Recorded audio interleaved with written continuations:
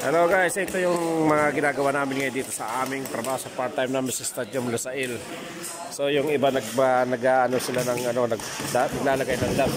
Tapos yung iba nagabutas, yung iba nag-ano ng lace.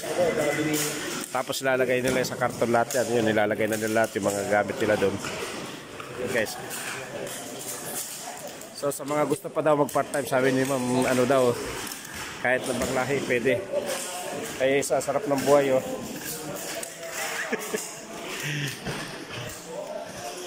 Ayun yung iba, nandun sila sa kabila.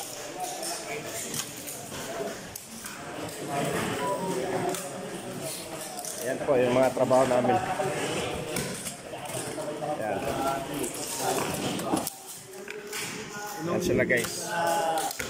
Ayan ang production. Ito yung mga lace. Yung mga ginagamit to sa sa upuan. Umiilaw to pag nakaupo ka sa upuan, nagre-reflect to. Ayan, binubutasan nila yan. Binubutasan to, nilalagyan ng dust, binubutasan yan, ayan, oh. Tapos isasabit. So ayan kami, marami pang kailangan tao. Baka may mag-apply pa daw.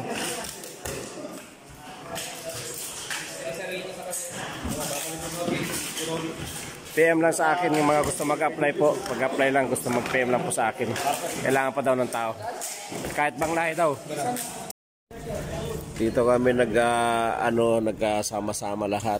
Nantay namin timekeeper namin. Saka kami dadalhin sa site. Ayan kami lahat. Marami pa yan. Iba-iba yung mga tao. Hindi kada araw marami pumapasok. Umabot ng 100, 200.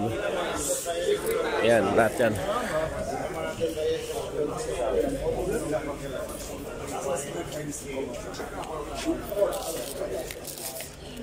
Uy. Ayan, iba-ibang lahi, iba-ibang amoy. Isim lang talaga. Ayan sila.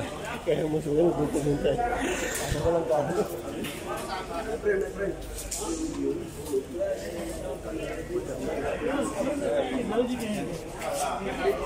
Yung iba naman nandito nagkakape sa may isang shelter.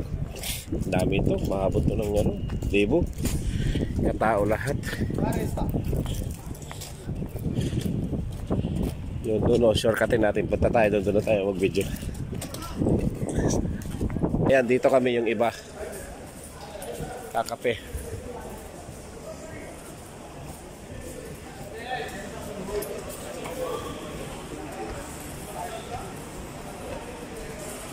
Ayun, si Ma'am Eloisa yung nag-aasikaso ng mga tao. Ay, iba pa yung mga tao doon, iba pa yung mga tao dito. Napakadaming tao, ayan o. Kalat ng tao. Dami no. Ayun na yung iba o, paalis no. Kanya-kanyang grupo yan pag-alis. Sino kasama mo? Ayan yung iba.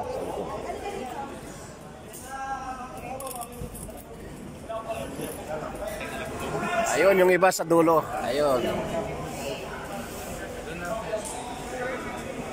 Ayan guys, yung mga part-time dito sa Lusail Stadium. Kung makikita nyo, napakadami namin lahat. Ayan sila lahat. Oh. Yung iba nakaalis na, nandun na, nauna na. Iba pa yung mga panghapon hanggang gabi. Diretso na sila hanggang alas 11, alas 12.